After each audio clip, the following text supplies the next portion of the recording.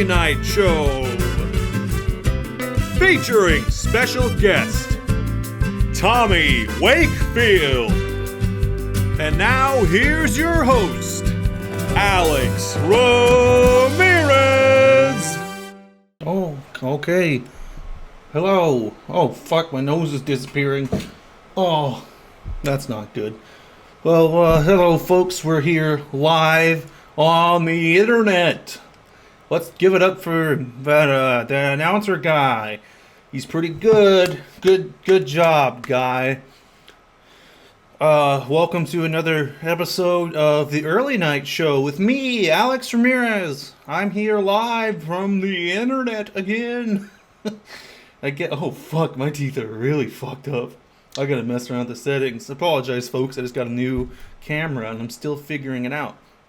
Anyway, this is a talk show on the internet, and I'm the host, so as naturally would go on, I'm just going to go ahead and start monologuing here. Here is my beginning monologue. You guys hear about those 5G towers? People are saying that those 5G towers, they're giving people the coronavirus, COVID-19, but that doesn't make any sense because it's 5G, not 19G. Am I right? Oh man. Realistically, that's probably not giving people coronavirus. That's just what they're saying. So, anyway, we got a wonderful guest tonight.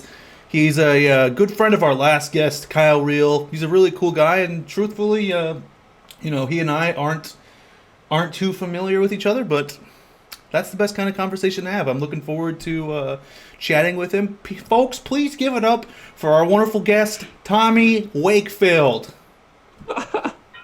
Can you hear me? Yeah, we can hear you. What's up, Tommy? Well, it's so funny. I'm watching. When I first turned on the stream, I had both the stream and you going, and it was looping in my head, and I was like, is this what it actually sounds like? No, I'm sorry. That was a technical issue. It all sounds good. That's awesome. Well, yeah, this time we don't have to stop and start the stream, so that's good. How is it going, my man? How does it feel to be on this official, real-life talk show? I feel this might be the first late-night talk show that I've been a part of, so thank you very much for having me. This is a big debut.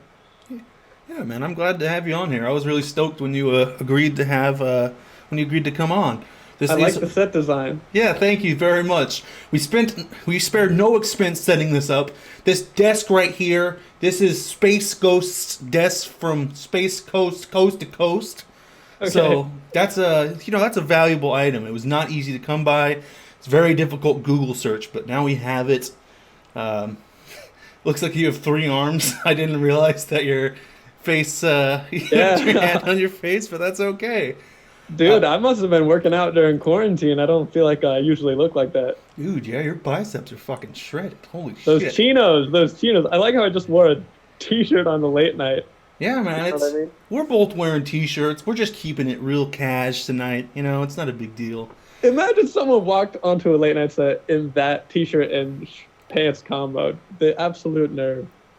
And honestly, I could see someone doing that. I'm so casual. It's all good, like Ryan Gosling's body. So, Tommy here runs before all this bullshit happened, Tommy ran a comedy show with our friend Kyle last time. He's a great comic. I've really enjoyed seeing Tommy perform. Well, like I said, Tommy, you and I don't really know each other, and so I was hoping to use this to kind of get to know you. So I guess the first question, obviously, we're all going through this shit right now. How have you been keeping yourself occupied during all this quarantine? Oh, shoot. Everybody's supposed to be, writing the great American novel, right? That's what you're supposed to be doing, but I don't think anybody has really getting there. I've been mostly just eating stuff, watching old movies. I started skateboarding again, and then I hurt my ankle, so it's been a wild ride. That's not good.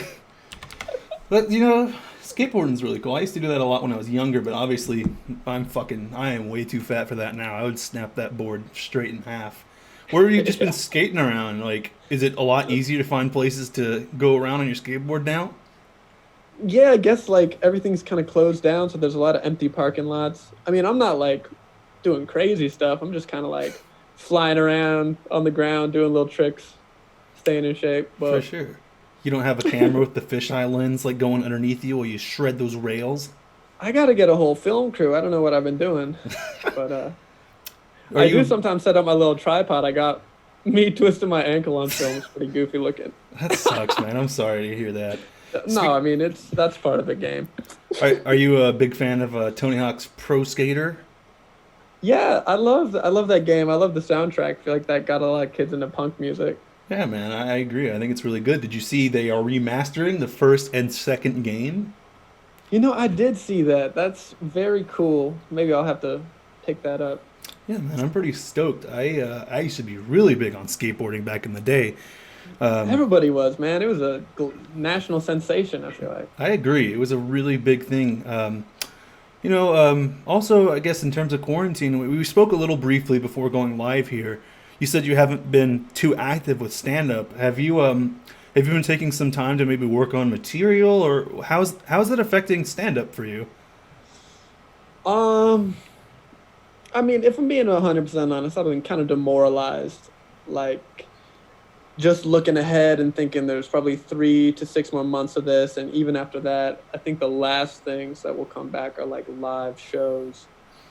For sure, So, for sure. in terms of, I feel like my momentum is very stunted, and my motivation has kind of been squashed for writing material.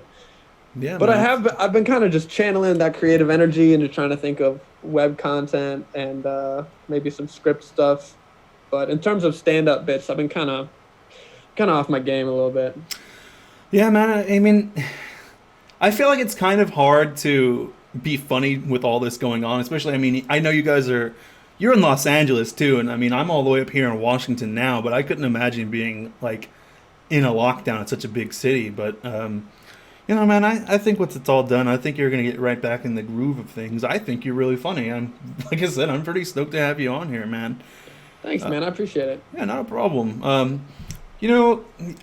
How long have you been doing stand-up? Actually, that's a really good question for me. I'd like to know. I think I started stand-up when I was maybe like 20.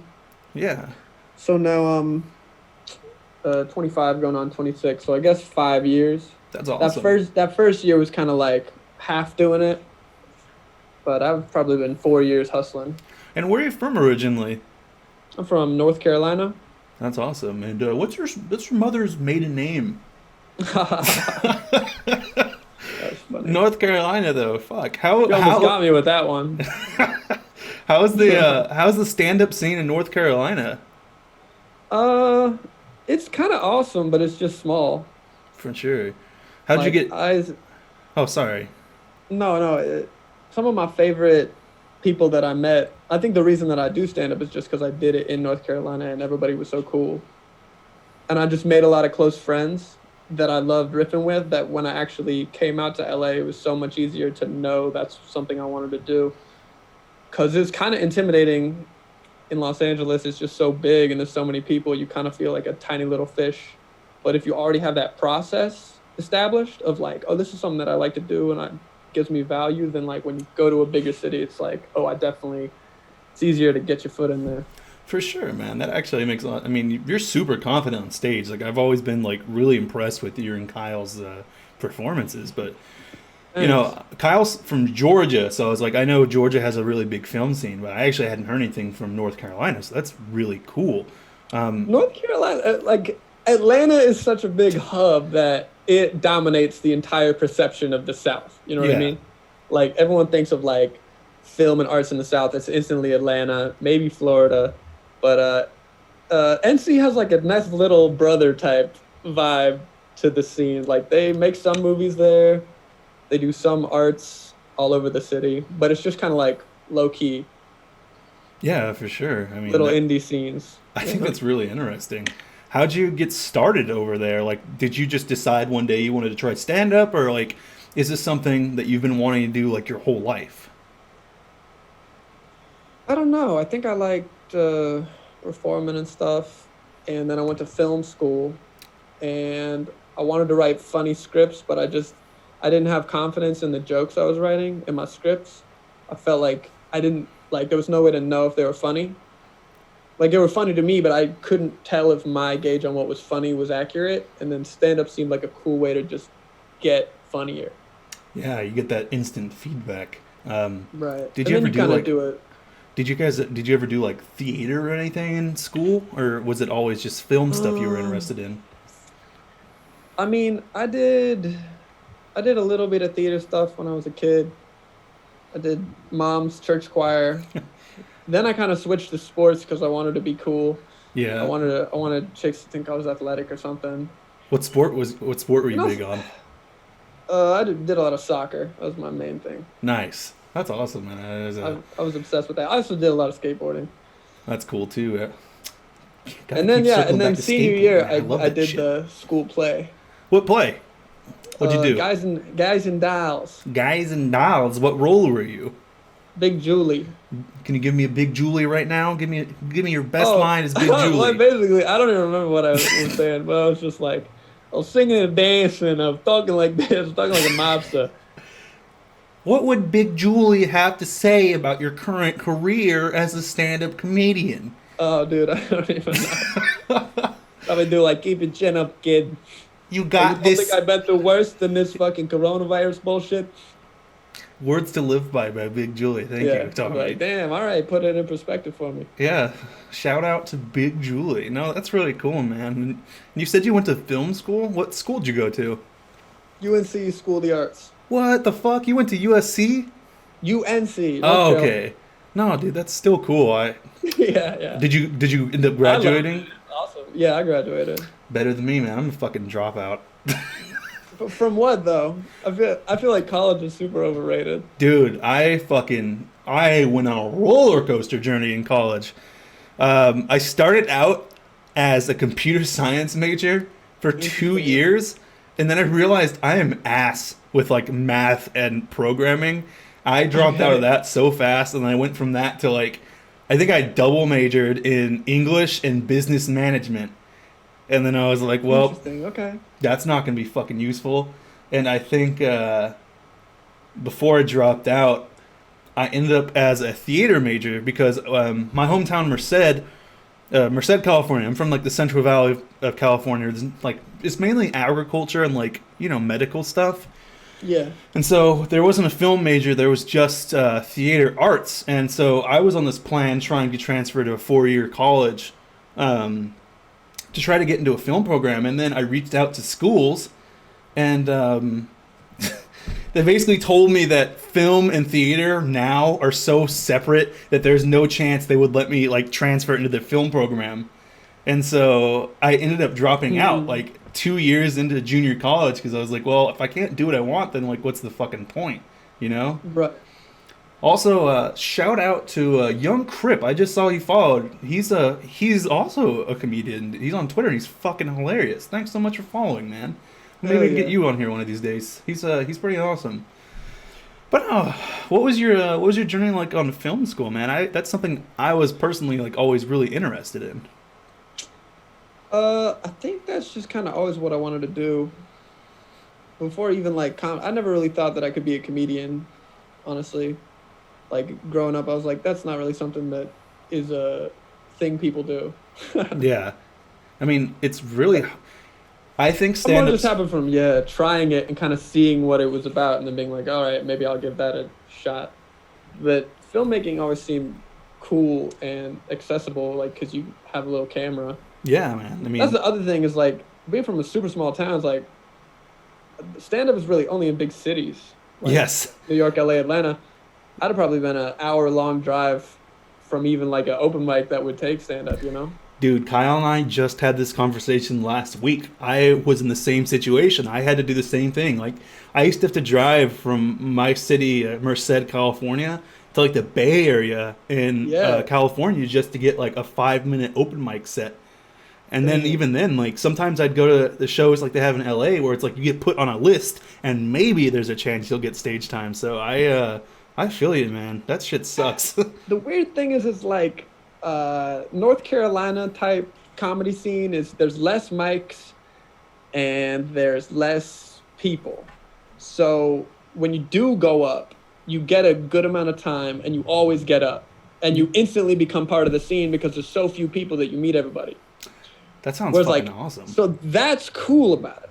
The lack of opportunity is uncool. But then you move out here because so much opportunity, but then the competition triples right along with it. So it's like, now you got to pay to get stage time, and like you might not even get up, and you're in the bucket, and the shows that are being booked, there's like 1 million people. So it's like, neither is better or worse. It just feels like there's more room for growth in a city. It can be super vicious in Los Angeles too, man. When you first came out here, did you ever try doing stand-up at like the improv open mic nights? Yeah, I went to the Comedy Store a few times, and the vibe in there was like hyenas. Like it is like a pit of just carnivores eyeing you down, preying on your downfall. You know, it's a lot of pressure. I did not like that vibe at all. I only did that a couple times. I bombed super hard. And then I retreated to the indie mics of the East Side where I could at least get a chuckle. Yeah, man, it shit's rough. I tried the open mic at the Improv a couple times with my friend Tony, and we just had the worst experiences, man. It's like people are so desperate for stage time, and then like the MCs there like do not take it seriously. And so, like, I remember my friend Tony bombed a joke, and they just fucking ripped into him, man. That shit sucks. Yeah, dude, for sure. But especially if you're saying some ignorant shit that is like sets people on edge, they're gonna call you out. Dude, I don't know why they even have these fucking open mic shows if they don't like the people going. Like, holy shit, they're intense, man. Well, it's just because sometimes a booker is there, and like that. Everybody, that's the one big shot. That's the one place you know you might be able to make an impression. Gotcha. But other than that, it's like getting booked at these places feels impossible. Yeah. So you said you went to after you tried those big open mics, you found some success on the smaller indie open mics. I mean, that's just kind of where I was living, so those were the ones that were closest to me. But I found a couple mics that have their own little tribes, you know? Yeah. And once you start feeling at home at an open mic, like you show up and you already know some people, so it feels less like, you know, fucking Clint Eastwood walking into a bar full of strangers. Yes. Gun them all down. It's like much easier. It takes a lot less emotional energy to actually go. Because I feel like the first 50 going to them is a feat in itself because it just takes so much, like, to put yourself up for it. It takes a lot of balls to go to those things, man. Like, you really are walking into a room full of strangers, and especially, like, they really don't give a fuck what you have to say. Like, they are there so they can get their time, too. And so I always like those smaller open mics as well. I think they're fun.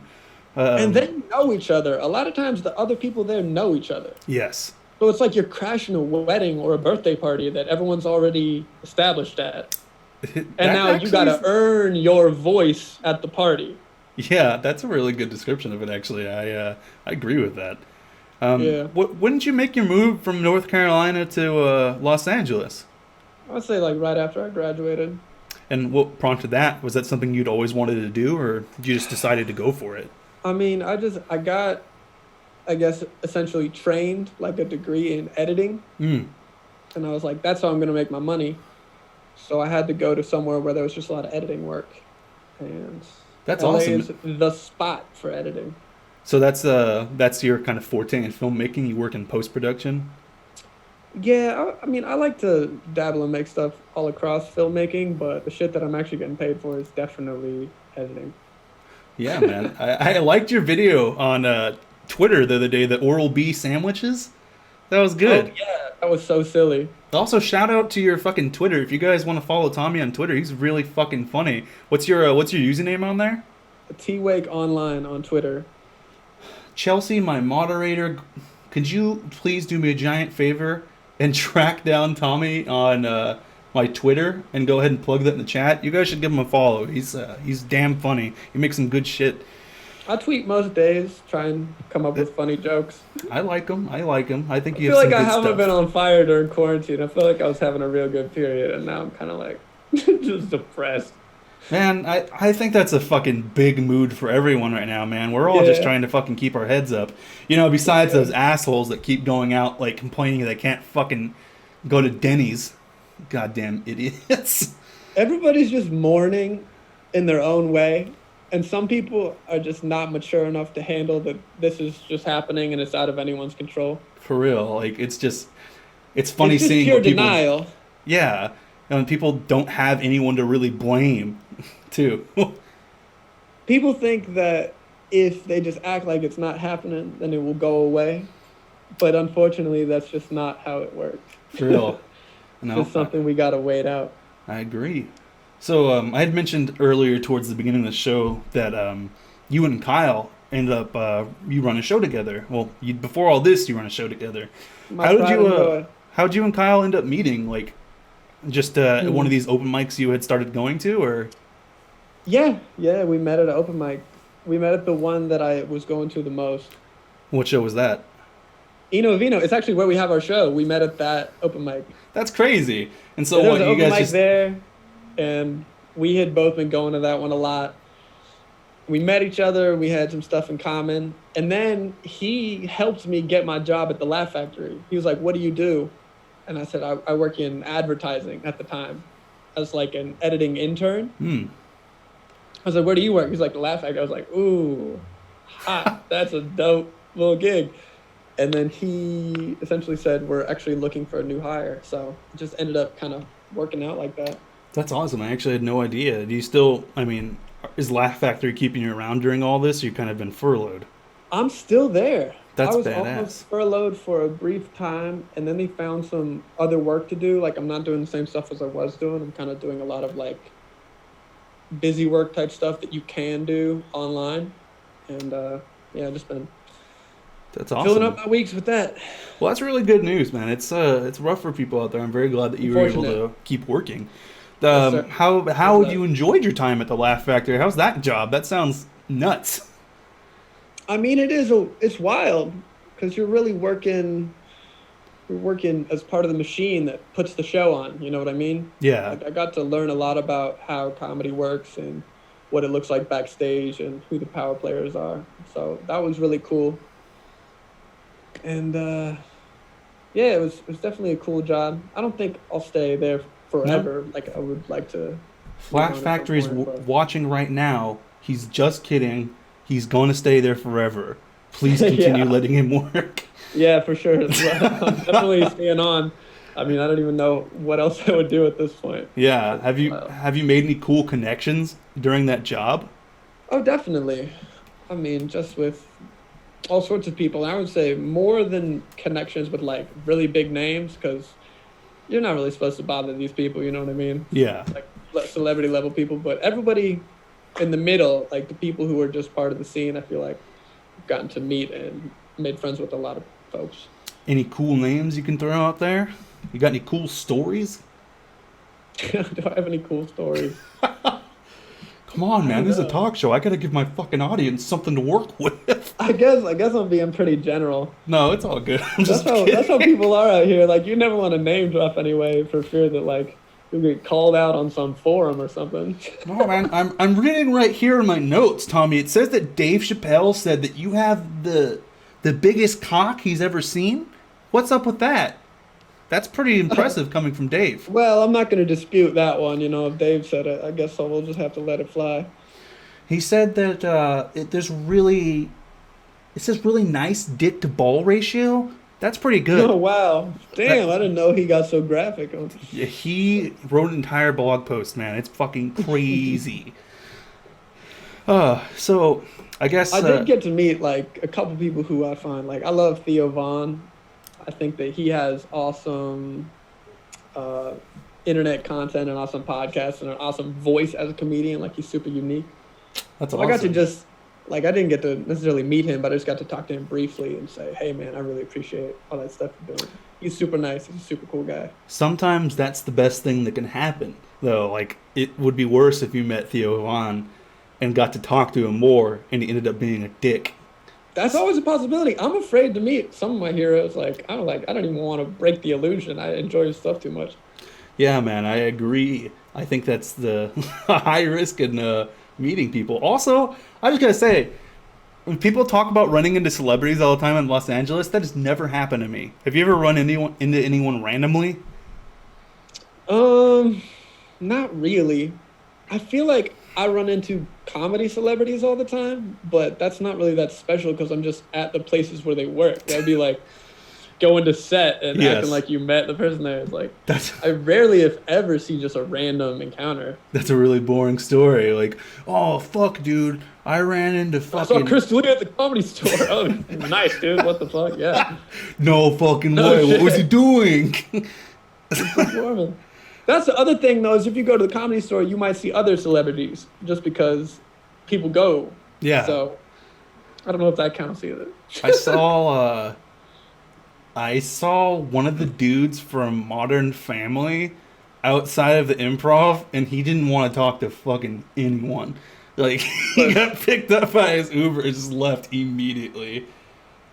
It's funny. Everybody wants to be a celebrity so bad, and then everybody who's a celebrity hates it. I fucking believe it. Like, I in no way fucking want any notoriety. Like, I'm doing this because it's fun.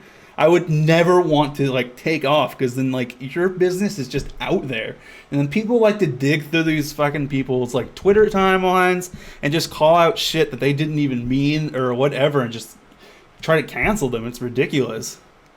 That's why you gotta have that niche following. That's the goal, right? Yeah, I know. I agree. What we're all chasing, I mean, it's not necessarily like fame. It's just freedom. You know? And creative just expression. Freedom from that financial boot, that getting rid of your day job and just being able to pay your bills with your passion. Dude, I think that is the dream. Like, I never want to be rich, but I definitely want to be able to do, like, what I want to do as my job. I think that should be the American dream. My wife, Megan, in chat just pointed out a good story, and this is going to make me sound fucking crazy. But one time we're going home, driving home to my apartment in Burbank, and we saw Tommy Wiseau's fucking Jeep.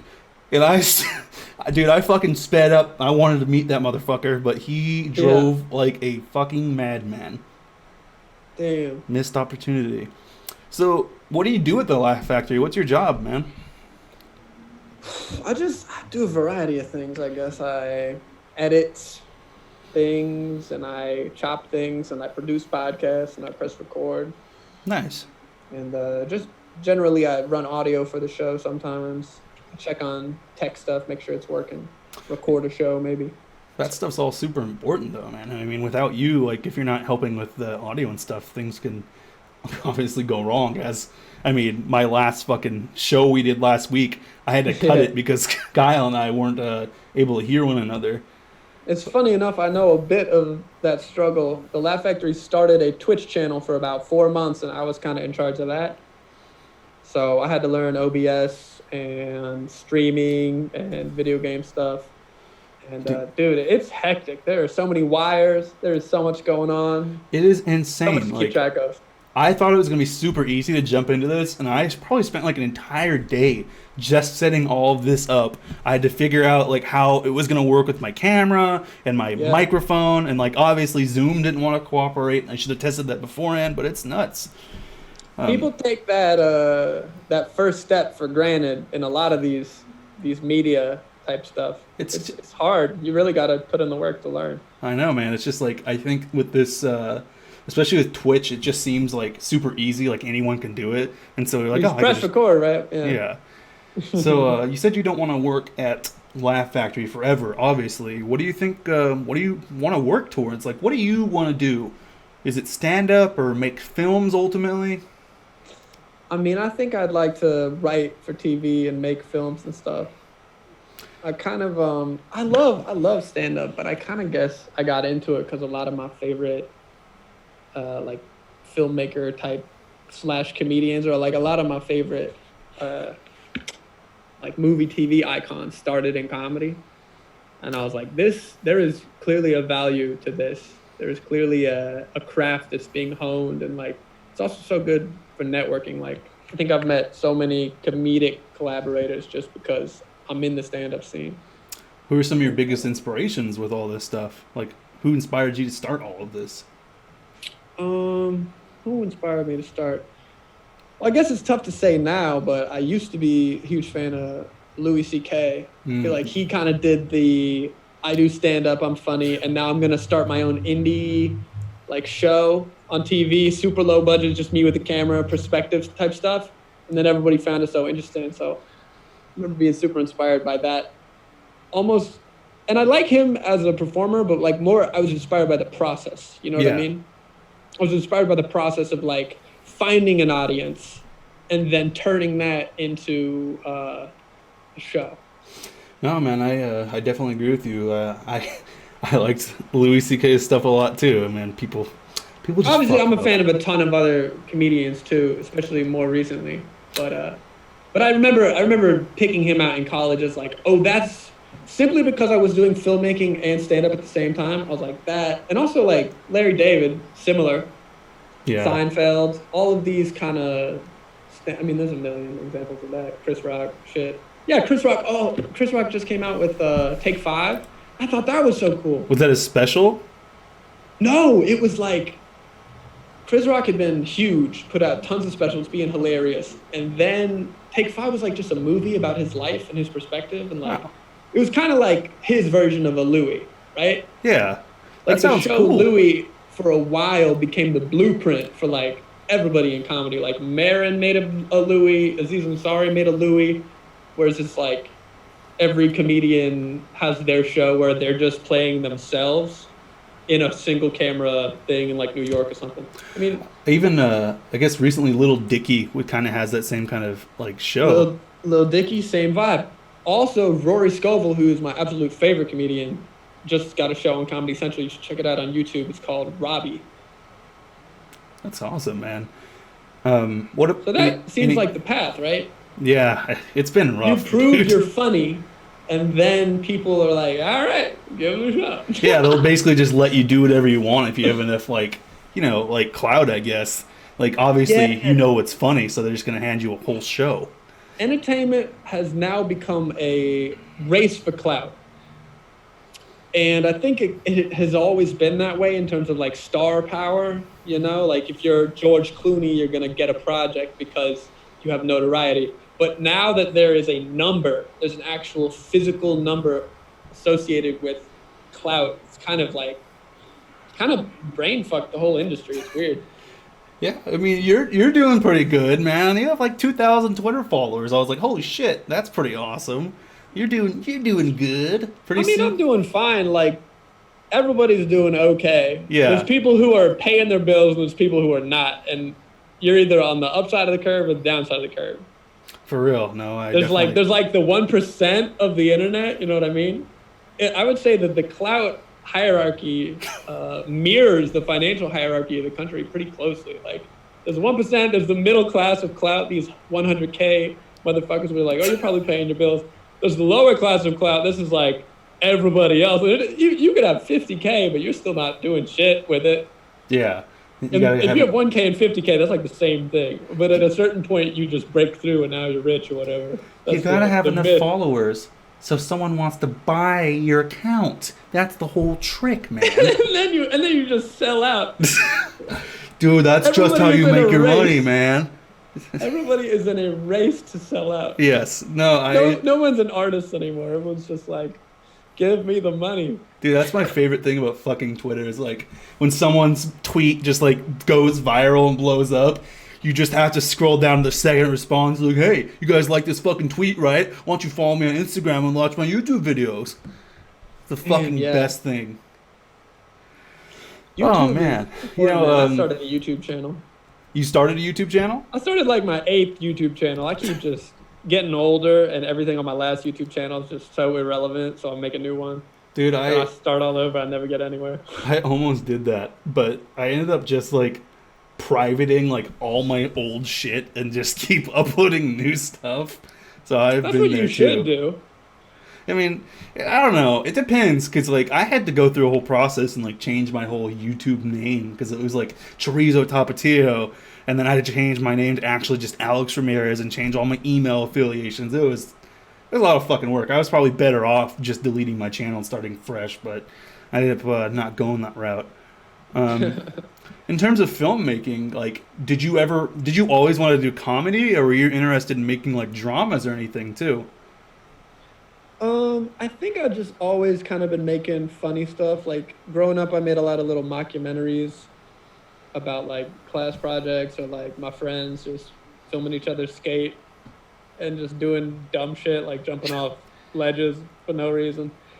And but sometimes I'm gonna be honest, I'll watch like an indie movie that'll really make me feel something. I'll be like, this is true art. This is what we're called to do, you know? Hey man, comedians can make serious shit.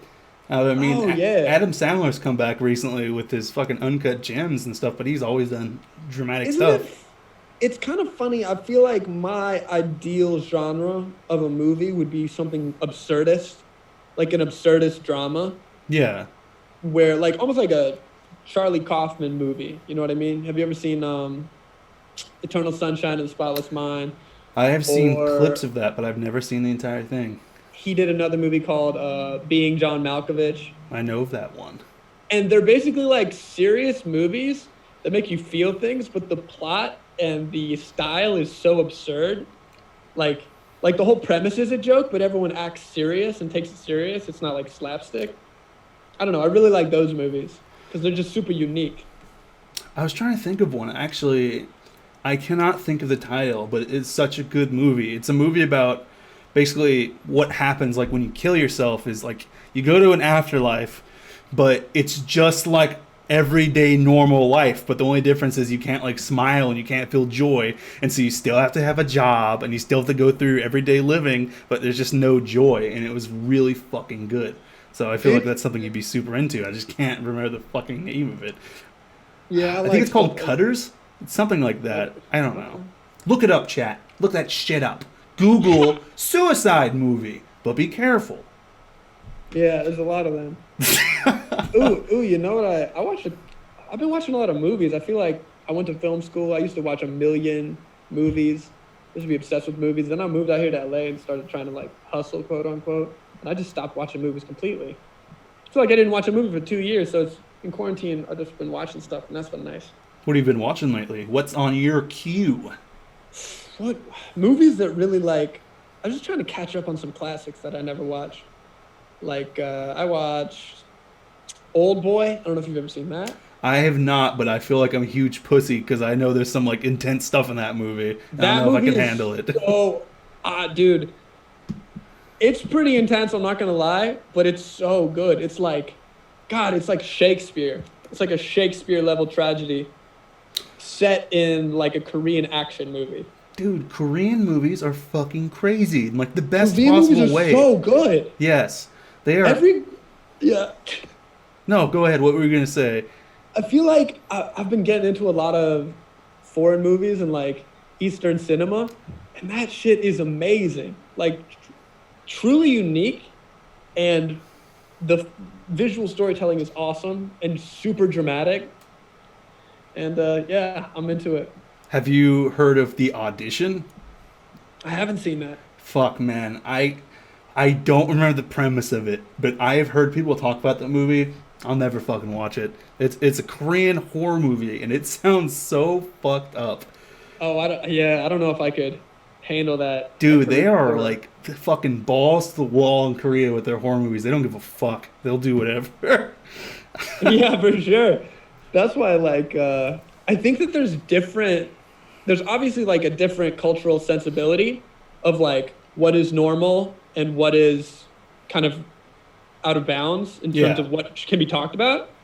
And so it's kind of refreshing to see some of these movies because you'd be like, holy fuck, you would never see that in an American movie. And hell no, it would not go to theater. They would never, right, it would not go to theaters. But like, so I think that leads to it leaving a unique impact on me because it's like, it's a nice break from the fucking redundancy of, I feel like every American movie is the same nowadays. Yeah, no, I absolutely agree. You said earlier too that kind of Segue our conversation to something a little lighter. You said that Someone you in want the- to. oh, You yeah, said sorry, that you sorry, want to continue. do television writing. Is there any like shows in particular that you think you'd love to work on? Oh man. Well, I'm writing a couple cartoon things with my friends now. Do you know Nice. Audrey Stewart? That name does not sound familiar, but what's she work on? Oh, no. She's a stand-up comic friend of mine. Ah, no, nope. Unfortunately, I have not heard of her. Oh, you should check her out. She is hilarious. She makes funny videos on Instagram all the time. But me and her wrote a pilot together, and then I wrote a pilot with a couple other friends of mine. And they're Nice. kind of like Adult Swim type, absurdist cartoon humor, like Rick and Morty. I mean, I guess that Rick and Morty is like the go-to animated show right now in terms of like what's hip. Funniest shit I ever seen, man.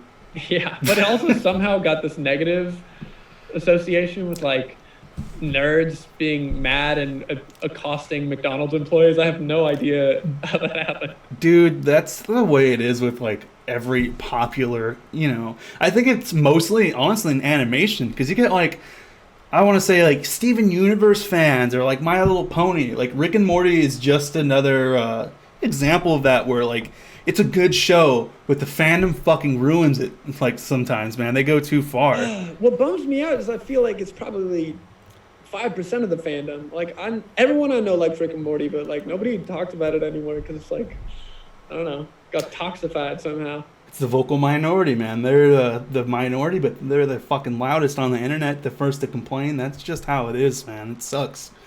But you said you're working on a pilot. What's your pilot about? Well, I got two. One of them is like under the sea fish going to college, That sounds cool. and the other one is like a whole bunch of people on a deserted island, and they're both kind of comedic spins on the tropes of whatever their environment is. That's really cool. I've always been like super into Adult Swim. I actually just finished up like my very first pilot a couple weeks ago, and I've been revising it and stuff. So I'm trying to do the same kind of thing. Are you That's super awesome, into man. Adult Swim? Not even. No? I think I watched a ton of those shows when I was a kid. Nowadays, I don't feel like I watch that kind of stuff. Like I still watch old Tim and Eric stuff, and Dude, Tim and Eric are the fucking best. They I are. honestly I've been rewatching SpongeBob. That's kind of more my sense of humor is like just dumb, super silly shit. Dude, classic SpongeBob is hilarious though. Like it's really really funny. There's Dude, I'm some really telling good you. jokes. You go back to those first 3 seasons, that shit is gold, and the It writing really is is. amazing, and it's tight, dude. Like every single episode is just like joke, full arc hilarity. I agree. I love the early SpongeBob, but I feel like in terms of like humor, like Adult Swim has definitely like shaped me. Like obviously I got the stupid fucking green screen talk show, like Space Ghost Coast to Coast, that kind of shit. I love like C Lab 2021, like where they repurpose old like Hanna-Barbera footage. That's my shit. Yeah, man. I like Adult Swim, Cartoon Network type stuff because the adult content on there always seemed more like low budget, like almost a satire of late night in general. Like things like Robot Chicken that have just been around forever, and it's just like we're gonna absolutely rip into people in a way that like a Disney or Nick would not. Yeah, Robot Chicken's solid, man. Fucking what was Family Guy used to be on there? On what, Adult Swim? I think it was. I mean, Adult Swim always takes up like old shows. Like it had Futurama for a long time. It has like King of the Hill. I've been rewatching King of the Hill on Hulu, and I think we're on season like 4. I think we're all spinning the quarantine the same way. Just like, you know what sounds fun? Let's just fucking binge watch an entire series. Yeah, for sure. Oh man, but that'd be fucking sweet, man. What do you want to make your own show, or do you want to write on someone else's show? I mean, I want to make my own show, of course, but let's be honest. There's a process. Probably you kind of got to get a few scripts under your belt. What network would be like your ideal network to have a show on? I mean, I feel like nowadays Netflix, right? Like they just let you do Absolutely. whatever the fuck you want. They probably do have like the most creative freedom out of all the networks, I think. I kind of like the new direction that streaming has given a lot of media because the old 20-minute block TV structure was a little bit restrictive, right? For sure. Like, you got to hit your beats in the same place. You got to have commercial breaks. You got to, like, it was strict. It was a specific medium. But now with, like, streaming, you don't even have to have the episodes be the same length. Yeah, I mean, especially, I think of the Midnight Gospel. Like, that kind of shit would never work on network television, but now it has, like, a voice with Netflix. It's crazy. And they would also never, like, greenlight a Midnight Gospel because there's not really, like, cliffhangers for commercials. This is a show that is built in a commercial-free world, you know? Yeah, no, definitely. I mean, Midnight Gospel is fucking sick, super unique and original. It is so badass. Like, that's a show that would be a trip to watch, like, stoned, though. But, like, For sure. I'm all about, like, those kind of art styles. And I really like Netflix for that very reason. Like, I think it's so cool they're giving these animators, like, their own kind of voice. Like, what the fuck was that? The bird show from the creators of BoJack. I forget the name of it. It's something and Gertie. Yeah, Tutu and Gertie? Tuca No, and Birdie. Tuca and Birdie. Did you ever Something watch like that? I watched a few episodes of that, yeah. I really dug it, dude. Like, I fully expected it to just be like a BoJack Horseman spinoff, and They it should ended have up having renewed like it. its A own. lot of people unique... liked it. Yeah, it was fucking cool. It had like its own unique art style and animation. It was really cool. Super good. Like, Tiffany Haddish and Ali Wong are super hilarious. They are fucking hilarious. I am 100% agreeing with you. Bo, a good friend of mine on Twitter, Bo here. Did you ever watch a regular show? I'll tell you what. I did not see much of Regular Show. That was kind of where I tuned out of, like, that and Adventure Time. And I've watched a little bit of Adventure Time, but honestly, these are shows that were huge culturally that I didn't really watch much of. No, that's fine. I was just regular show is really cool. It reminds me a lot of like SpongeBob and like Rocko's Modern Life, where it's like obviously not meant for kids, but they have it on a kids network. But the creator of it, I think J.G. Quintel is his name. He finally got his show coming to HBO Max. I think it's called. God damn it! I can't think of the name of it. Bo, quick and chat. What's the name of that fucking show, dude? I think this is. Whatever. He'll come and chat. But it's so cool because this dude's been trying to get this show. It's called Close Enough. Close Enough. He's been trying to get this show off the ground for years. Like, Yeah. I think like 3 or 4 years ago, they had a trailer for it on TBS, and then it just never came to fruition. So I'm pretty hyped about that. You know what show's been really good recently? What Have you is that? seen, this is a show that's kind of like written and created by comedians. Corporate on Comedy Central. I have not. Truthfully, I don't have cable, and I don't know if it's on Hulu or anything, and I think that's been like the biggest hurdle for me to catch up on like television shows, because I don't know what's playing unless it's on like a streaming service, and like I don't get ads, so I have no idea what's going on. They did the thing where they released the episodes free on ComedyCentral.com as it was coming out. So I watched it that way. That's cool. They also with Robbie, the Rory Scovel show, they just put it all on YouTube the first day. So I don't know if Really? that's like a bad sign in terms of they're not going to pick it up, but they did that and I watched it all. I think that works though. That sounds really cool actually, that they just released it all at once. Go give it a like because I hope it gets renewed. It's called Robbie. Robbie, yeah. I'll have to check My that favorite out. comic. Yeah, he's so funny. He's so funny on stage. He's even funnier on stage than he is in the show. But So aside from these pilots and stuff, I mean, have you been working on anything else? Because I did read, like, I read a couple articles that during this quarantine, like, I know, like, literary managers and, like, agents and shit, they're, like, reading a lot more scripts than they have, like, before all this, because they're just at fucking home. Like, you think you're going to try to get any of that out there? true. Everybody's working from home. Oh, what was the question? Oh, again? sorry. I was saying, you think you're going to try to get anything out there to, like, these agents and stuff during all this downtime? Oh, I mean, definitely if I get the opportunity. But mostly I'm just trying to make something good. Yeah.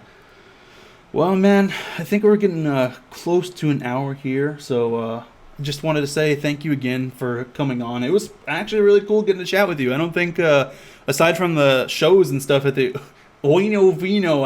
I will never be able to fucking say that place right. Ever. It's Eno Vino, but it hurts to say it that way because that's not how it should be. Dude, it's the fucking worst. Eno Vino. Yeah, they just tricked you with the O. That's just like fucking assholes. And why name a place of business something confusing? Like, isn't that just bad marketing? But it's their whole business plan, dude. I've been talking about that place for fucking like 2 years because I can never say the name right. Maybe it's genius because it's something you have to say like 4 times. Yeah, so you keep repeating it. It gets those Google searches because they're like, how the fuck do you spell it? No, man, but it's genius. It was really cool getting to chat with you. We had never really spoken much before, before the shows and stuff, so it was really cool hearing from you.